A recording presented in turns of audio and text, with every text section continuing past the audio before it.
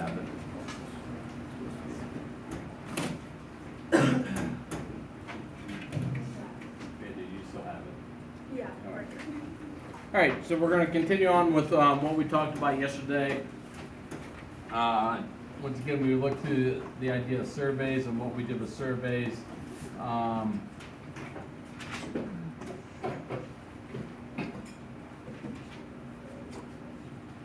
Okay, we had an interval estimate. Okay, is an interval of values that we expect the population to be in. Somewhere we expect the population to be in between these two values. Do we know what the exact value is? No, we don't. But the presidential elections and all the surveys that they've done, they don't know exact values, but they give you a good ballpark figure. We expect our values to be in between this value and this value. The population value to be in between these two values. So that's what we're going to be looking at, is that interval estimate. Is a range of values used to estimate the parameter. It may or may not contain it, because we're going to be talking about a 99% confidence interval or 95. That means we're going to be somewhat uncertain, because as we've talked about numerous times in this class, we don't know certainty until it actually occurs. We can make all the predictions that we want, but until it actually occurs, we don't know certainty. But we can be somewhat confident that it's going to happen. We have a confidence level. And when we talk about a confidence level, it's a probability that the interval estimate will contain that parameter. Assuming a large number, once again, law of large numbers, of a sample selected, and the estimation process of the same parameter is repeatable. Okay, well, so you're talking about a confidence level. It's a probability that the interval estimate will contain that parameter. And we assume that large enough numbers of the sample are selected, and the estimation process of the parameter is repeatable. All good experiments are repeatable.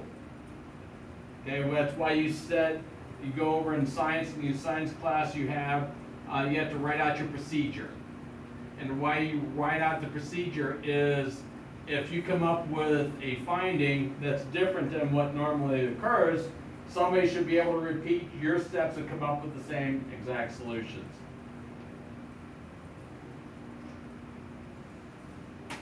So the idea of all good experiments, they are repeatable.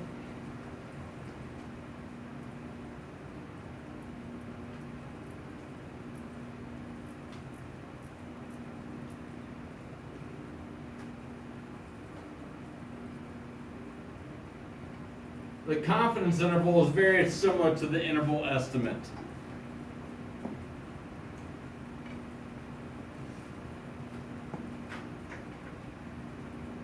It specifies a specific value. The specific interval is very simple. It's very similar, once again, to the idea of an interval estimate. These values here and these values here are fairly similar to each other. The confidence interval is a specific estimate of a parameter determined by using a sample and using specific confidence level of an estimate.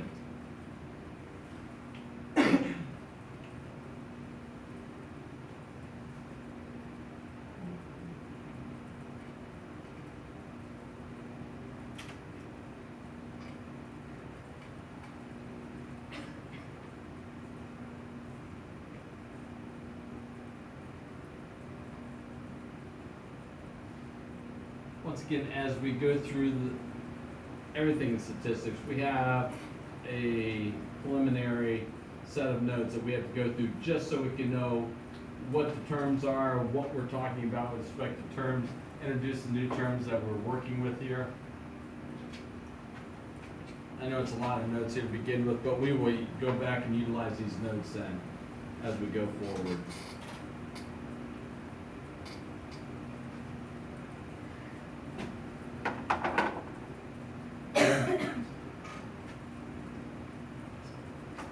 And what we will be doing.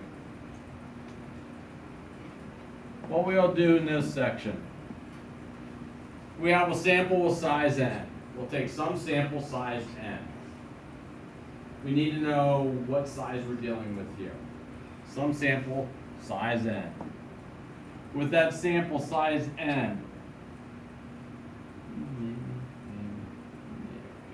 we will calculate an interval using z-scores to illustrate a confidence, which is a confidence level, that the population will be somewhere, the population mean will be somewhere within that interval, which is your confidence interval. We will be using basically the same ideas as we talked about before in regards to how we did a z-score and how we calculate values from a z-score. We're going to be utilizing those same ideas with respect to a sample size n. We're going to use a z-score, and with that z-score we'll find two values, and we'll say we're going to be somewhat confident, 99% confidence or whatever confident, that the population mean will be in between these two values.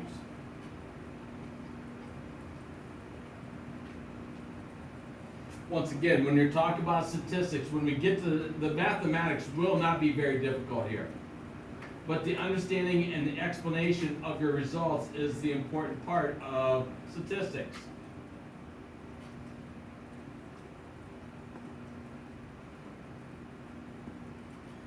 And most of the confidence levels that we will be using is 90% confident, 95% confident, or 99% confident.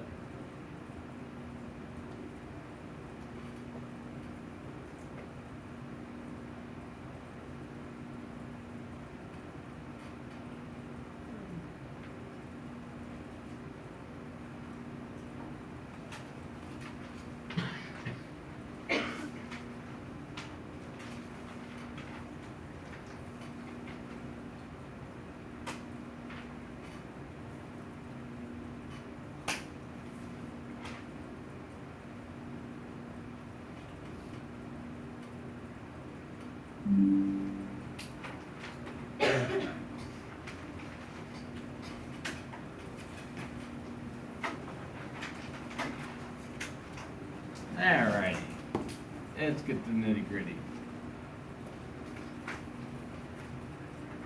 Population average for the average population average for the salaried teachers in Ohio is $41,000 with a standard deviation of $1,500. What's the upper bound and lower bound for a salary that would encompass 90% of the salaries? Okay, so now we're going back to finding a value that we dealt with in the last section.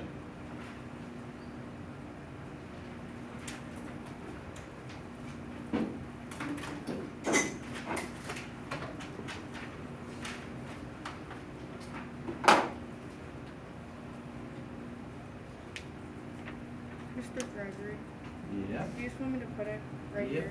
that's fine.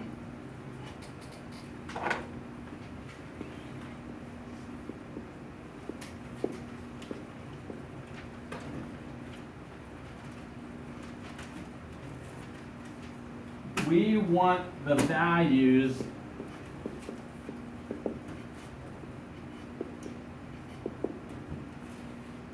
to have 90% of the salaries. Okay, and this is exactly what we did in the last chapter.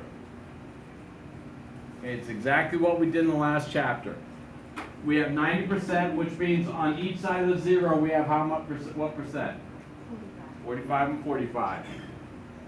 So we have 45% here, 45% here. With that, we can then calculate an area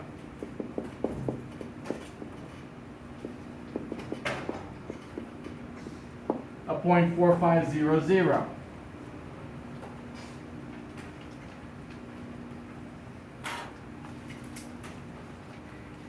And going to our Z table, in the body of our Z table, we look up 0.4500. Well, if we look up the 0.4500, that was that one number that was halfway in between. The 0.4495 and 0.4505. Okay, and I said up to this point you could use either or. The value that you want to use out of that we will utilize quite a bit out of that, is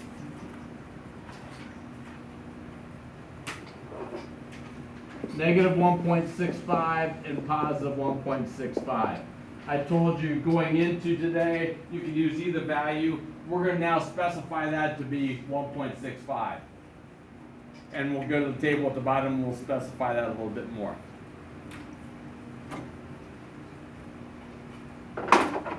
Our mean is $41,000. Our standard deviation is $1,500. Our z values that we have is 1.65 and negative 1.65. So we can find our value by taking our mean plus our standard deviation times our z value. So our value is equal to our mean, $41,000, plus our z-score, 1.65, times our 1,500. And then we have $41,000 minus 1.65 times $1,500, or plus a negative 1.65. So we're able to come up with two values, two boundary values.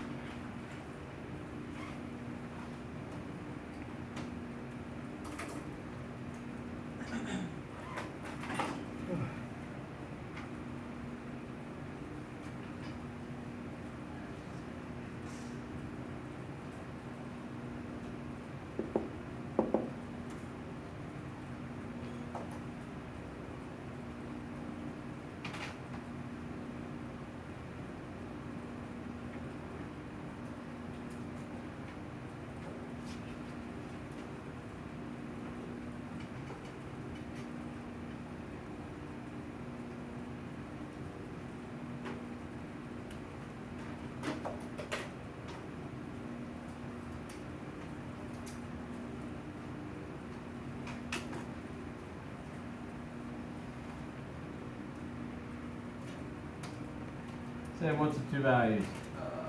43,475. 38,525.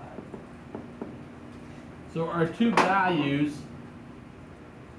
38,525 and 43,475. These are two values, which means 90% of the salaries will lie in between those two values. 90% of the salaries will lie in between those two values. Now, how we can transfer that verbiage-wise is we can say 90% of the salaries lie within those values, or if I would choose one teacher at random, if I would choose one at random,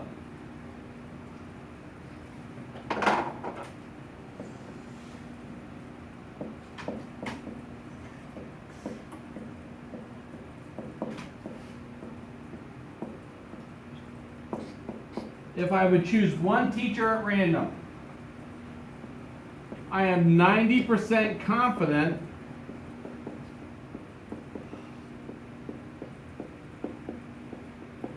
salary will be between these two values here. If I would choose one person at random, one teacher at random, I am 90% confident that their salary is going to be somewhere between the 38,525 and the 43,475.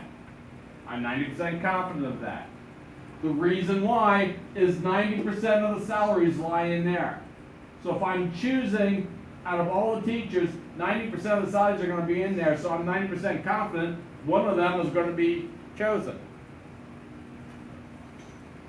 Now let's remember back to what we talked about with the central limit theorem.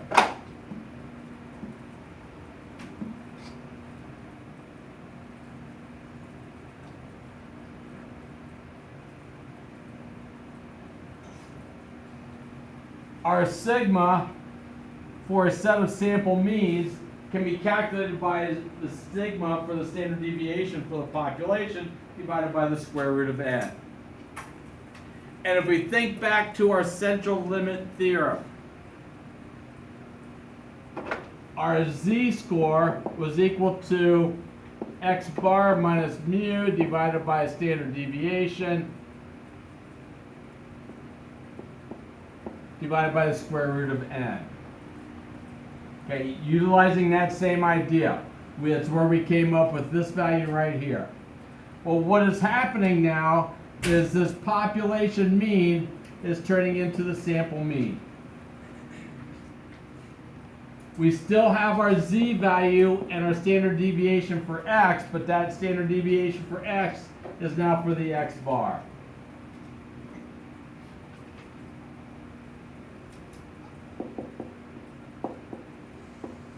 Which will give us values now will be between our sample mean, our z-score, our standard deviation, and divided by square root of n. So we are just transforming this equation that we have here. We're taking out the sigma and making that for our x bar, and our mean here is turning into our sample means. Which now let's look at how the verbiage changes within the problem. A sample of 40 teachers are chosen from a population of Ohio teachers. Their mean salary was $41,000 with a population standard deviation of 1,500. So now we're talking about a sample of 40 teachers. And their mean salary is $41,000 with a population standard deviation of 1,500. Find the confidence interval for a confidence level of 90%. Okay, so our verbiage looks very similar to what we had up top, but it's changed a little bit because we've thrown in the idea of now a confidence and a confidence. But we're still dealing with the 90%. Which means my bell-shaped curve is still going to be the same.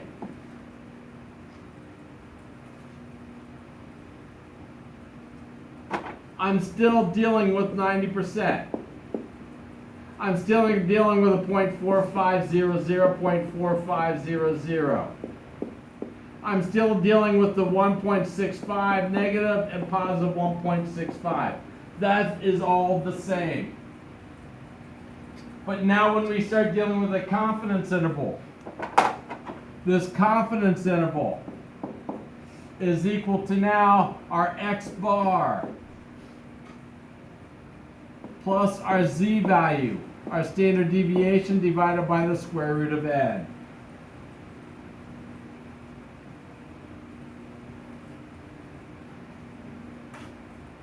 We have two z values. We have a 1.65 and a negative 1.65. My x bar is $41,000. Our z value, negative 1.65. Our standard deviation, 1,500. But now I got to divide that by the square root of 40.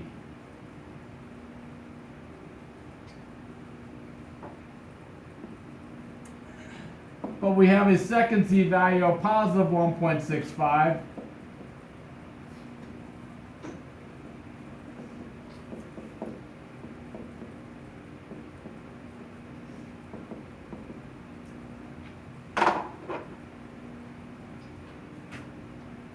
So rather than just dealing with multiplying by our standard deviation, we have to divide by our square root of n.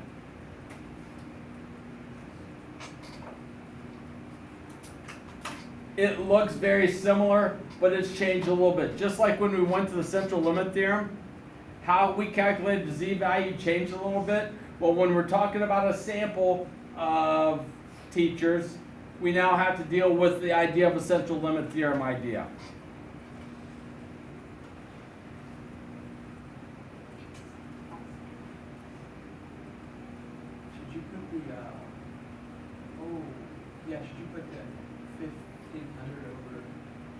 square root of 40. Parentheses. You don't have to. You can multiply this straight out. You can type in 41,000 plus a negative 1.65 times 1,500 divided by square root of 40. You don't have to do any quantities with that. Your calculator will throw a parenthesis in there. You can close that out. But you can multiply these two values and divide by the square root of 40.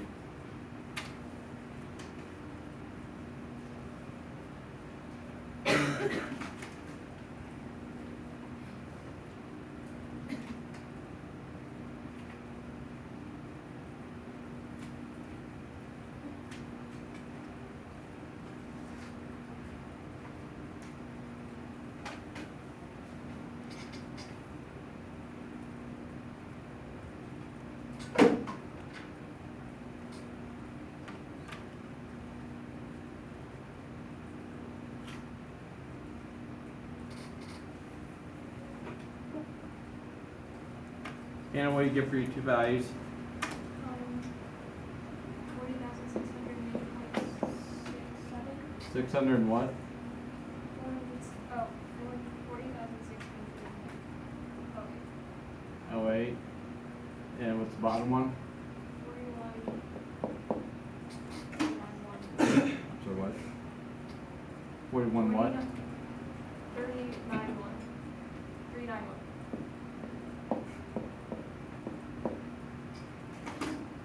Now, because we are now doing a sample mean of 40 teachers, what we had at the very beginning was sort of wide. Because I'm now dealing with a sample mean in the law of large numbers, this has narrowed. Once again, the key idea are we can calculate these values, which is not difficult, but you need to give an interpretation of your findings at this point. So we need to write, we are 90% confident the sample, or the population mean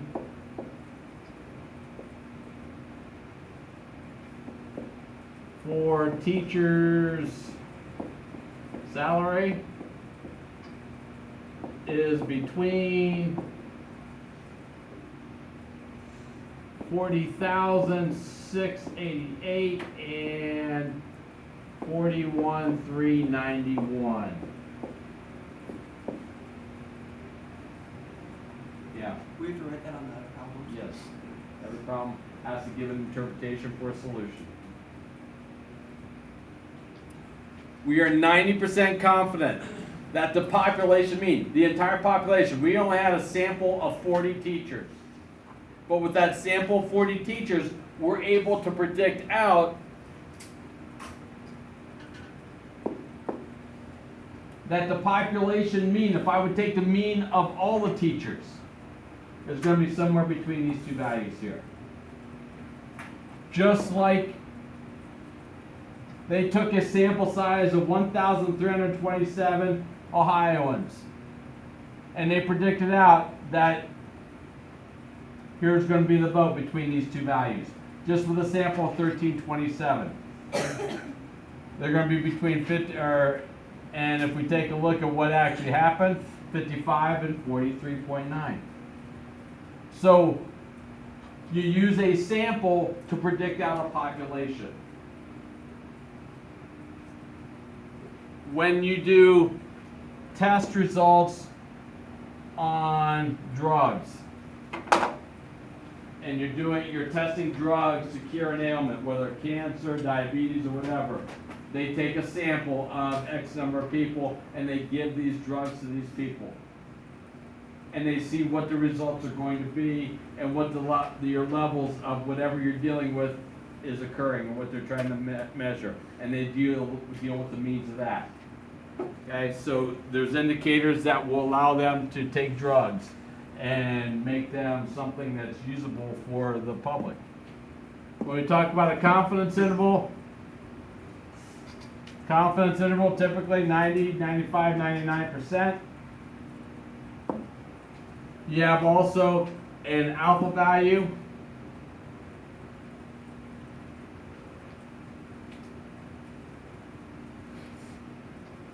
Alpha value is the amount of the area in two tails. It's corresponding to the confidence interval.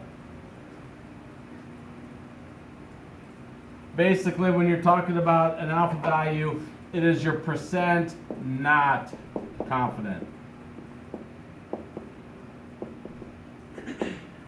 If I'm 90% confident, it means I'm 10% not confident. If I'm 99% confident, it means I'm 1% not confident.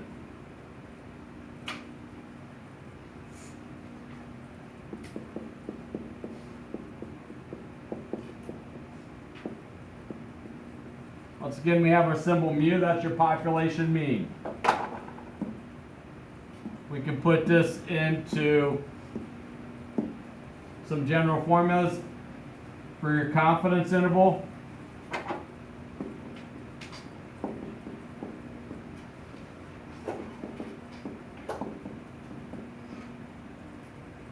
Your confidence interval for your population mean will lie somewhere in between your x bar, your sample mean, z for the confidence interval, standard deviation divided by square root of n, and z for the confidence interval, and you have a plus in there. The only thing that's changed between those is one's a plus and one's a minus. And the reason why one's a plus and one's a minus is one you have one negative z value and one you have a positive z value. The nice thing about this now is the z table that we have used, you don't have to worry about it as much. The reason why is for your homework today. For your homework today, when I give you problems for the day, you're going to be asked to calculate confidence intervals. If I'm looking at a 90% confidence interval,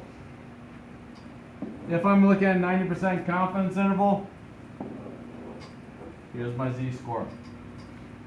If I'm talking about a 95% confidence interval, here's my z-score. And if I talk about a 99% confidence interval, here's our z-score. And you don't have to do a bell-shaped curve.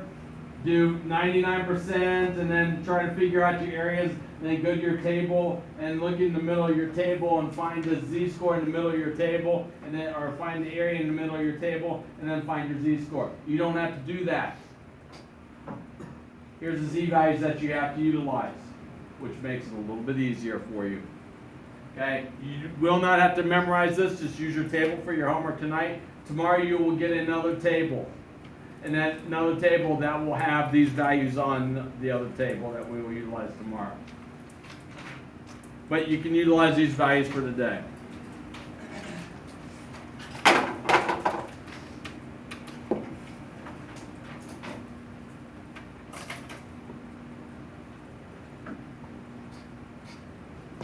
Your maximum error.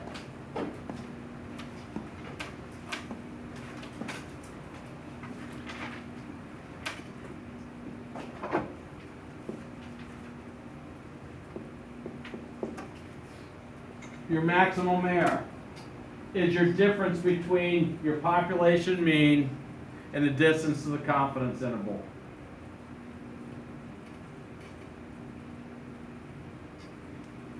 Difference between the population mean and the maximum distance to your confidence interval.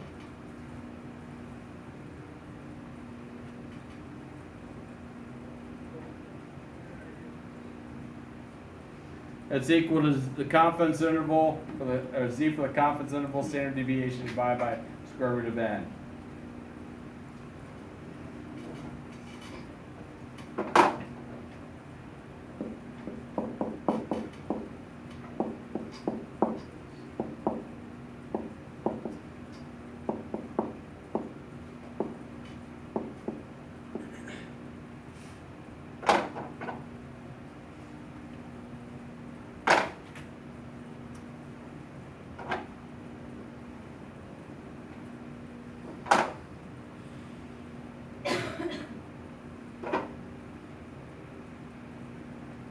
We're hoping this is our population mean, and we are creating this confidence interval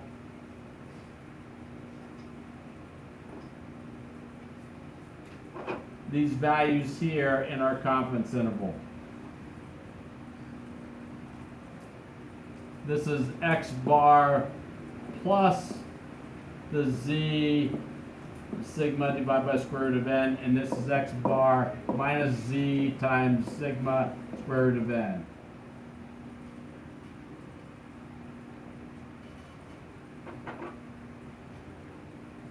The goal and the hope is that our sample mean is the same as our population mean. That's what we hope. Okay, it's probably not going to happen, but that's what we hope. This value right here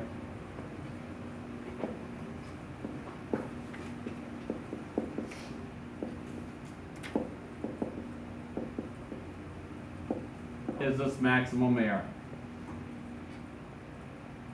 It's the value that you're either adding or subtracting to your sample mean.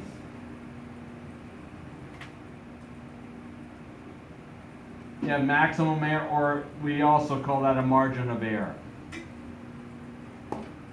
Our tables yesterday. We have 52, 46. This is your sample mean. These are your sample means right here. These are your margins of errors right here. So I can either add or subtract 3.2%. So looking at, this is my sample mean, this is my maximum error. So I can either add or subtract 3.2%. That's what we're looking at here. Our maximum error, what we're adding or subtracting to our sample mean. If the population mean is not known, it's okay to use a sample mean. Once again, or the population standard deviation is not known, it's okay to use the sample standard deviation. Once again, mathematicians, they just want guesstimate numbers. Numbers that they can use to project out.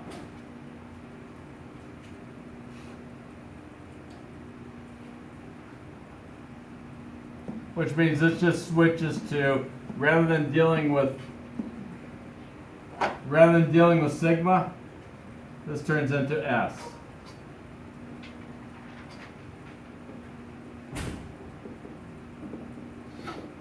And then alpha divided by 2 is sometimes what you'll see in the book. I like this sort of confidence interval in there. Rather than dealing with sigma, you deal with S.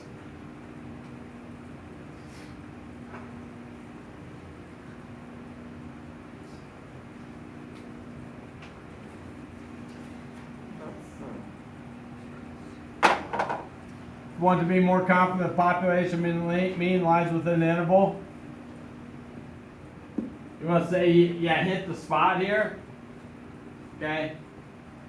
You must be willing to trade off a bigger confidence interval, okay? It has to be bigger. If it's wider, it's going to be better.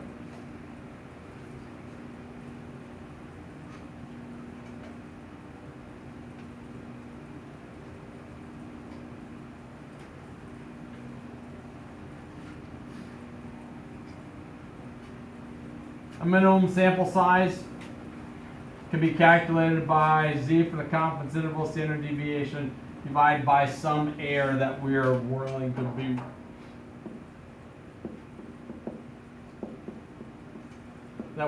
to accept.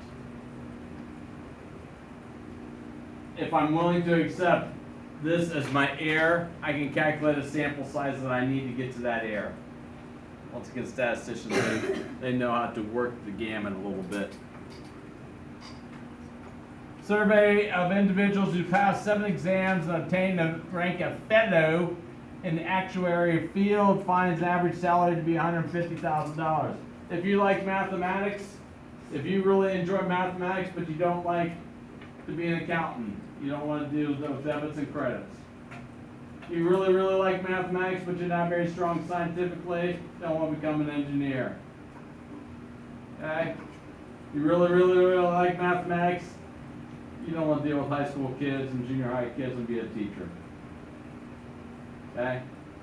You really, really like mathematics, you want something to go into in college, You have what is called an applied math field or an actuary field. Talked about at the beginning of the year about your insurance rates for your cars and for your car insurance. That is all established by what is called actuaries. If you want to deal with money and you want to deal with investments and do the investment schemes in regards to trying to make money with your money, those are all actuary fields.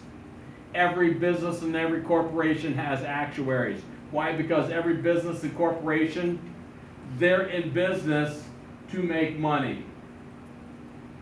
That's why they're in business.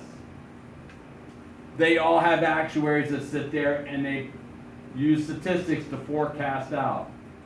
When I grew up in Orville. Okay? Loved it when the wind was blowing out of the east, because when the wind was blowing out of the east, especially in the fall, Smuckers would bellow over top of Orville over there, and you had the sweet smell of their jellies coming all over Orville. Down when we have the sweet, the breeze out of the east, we get horse food and dog food coming out of the Prina down there. But Orville was nice. You got sweet smells of jellies coming up there. When I grew up, they had one building in the back where they made the Smucker's jelly and the Goober jellies and the peanut butter. And they had a building up front. It was a 2-story house. That was their offices. That's all they had. Okay? They did well. But they turned into multi-businesses. They bought Folgers. They bought Purina. They bought, there's all kinds of companies that they bought. Why did they buy them? Because they felt that they could make money if they bought these people. Well, why did they make those decisions to buy these companies out? Well, actuaries sat there and said, this would be beneficial for you to buy this company. We can make a profit off this company right here. So the actuaries sat there and sold to the business leaders of Smuckers, this would be a good for us. Now you look at Orville's more Smuckerville over there. Actuary field, if you were looking for something to get into in college, something that's there. Average salary coming out of college, $150,000, $200,000. Buku bucks right there, baby. Buku bucks. Standard deviation of 35 fellows was 15,000. Construct a 90% confidence interval for the fellows. So we have a sample mean of $150,000. We have a sample size of 35. We have a standard deviation of $15,000. We want a 90% confidence interval. With that 90% confidence interval from our table, 90% confidence interval, the z-value we want to use is 1.65.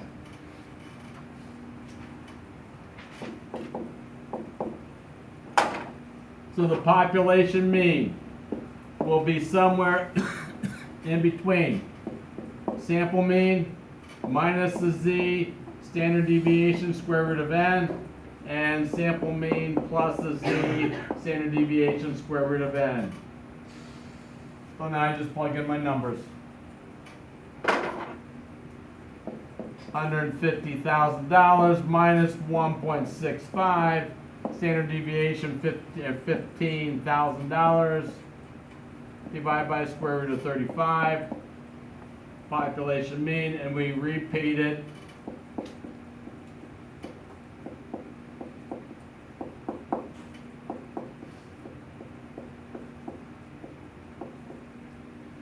And we can create a confidence interval by clicking into our calculator.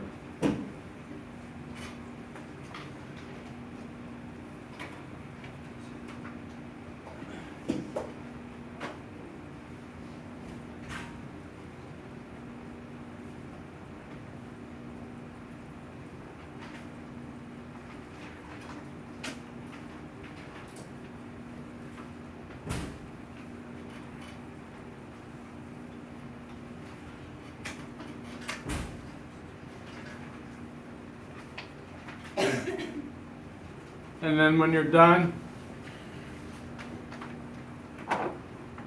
90% confident. The population mean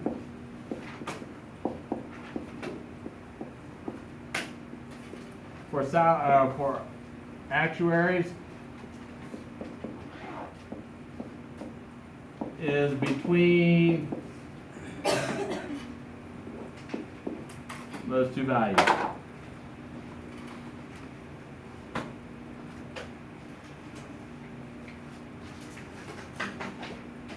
From this point, it's going to be very, very, very, very, very, very, very repetitive.